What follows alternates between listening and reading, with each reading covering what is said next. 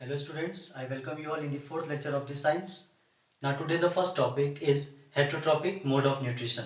So let's see. The mode of nutrition in which organisms depend upon other organisms for the food is called heterotrophic mode of nutrition. We have examples. Some of non-green plants and all the animals are heterotrophs.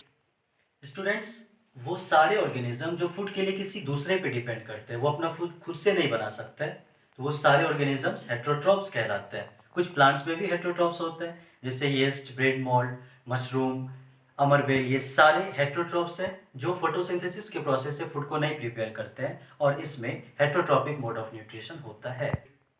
Now the heterotrophic mode of nutrition is further divided into two parts. In plants, it is parasitic mode of nutrition and saprophytic mode of nutrition. So we will explain it one by one.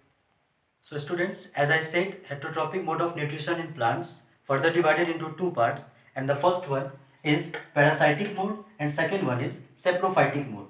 So first one, parasitic mode, is in this mode plants or animals live on or inside the other host plant for the food like अमरबेल, wheat smut, etc.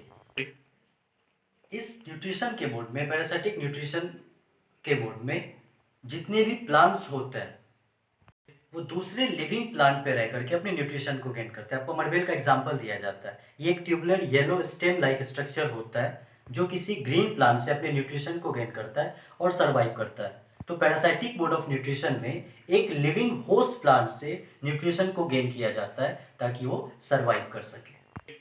Students, आपके मन में ये question arise हो रहा होगा कि host plant का क्या मतलब होता है। तो होस्ट का मतलब होता है कि वो प्लांट जिससे पैरासाइट न्यूट्रिशन गेन करता है। ये प्लांट भी हो सकता है, ये एनिमल भी हो सकता है। प्लांट के सेंस में आपको जैसे एक आम का पेड़ है और इस पे एक अमरबेल का ट्यूब लाइक स्टेम पूरा फैल चुका है, तो उस प्लांट, उस मैंगो ट्री से वो अमरबेल न्यूट्रिएंट्स गेन कर रहा है, तो अमरबेल वहाँ पे पैरासाइट और वो मैंगो ट्री वहाँ पे होस्ट कहलाएगा। सो host means such plants or animals from which parasite derives the nutrients is called host plant or animals. Student, जैसा कि आपको बताए थे कि जो पैरासाइट्स होते हैं वो प्लांट्स भी हो सकते हैं और एनिमल्स भी हो सकते हैं। सो कुछ एनिमल पैरासाइट का एग्जांपल हमारे पास है। बेड बग्स, मॉस्किटोज, लाइस, ये सारे एनिमल पैरासाइट्स के एग्जांपल हैं।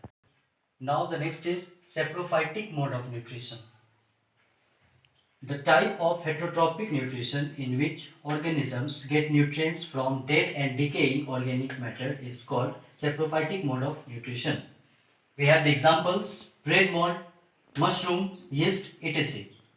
एक ऐसा न्यूट्रिशन का मोड जिसमें कोई लिविंग ऑर्गेनिज्म सड़े गले ऑर्गेनिक मैटर से, प्लांट या फिर एनिमल के प्रोडक्ट से अपने न्यूट्रिशन को गेन करते हैं, ये सेप्रोफाइटिक मोड ऑफ न्यूट्रिशन कहलाता है। स्टूडेंट्स, पैरासाइट और सेप्रोफाइट में जो सबसे मेजर डिफरेंस होता है कि पैरासाइट एक अलाइव, जो जीवित प्राणी होते हैं, उससे न्यूट्रिशन गेन करते हैं, जबकि जो सेप्रोफाइट्स होते हैं वो डेड डिकेइंग ऑर्गेनिक मैटर से अपने न्यूट्रिशन को गेन करते हैं। So this is the major difference between parasites and saprophytes.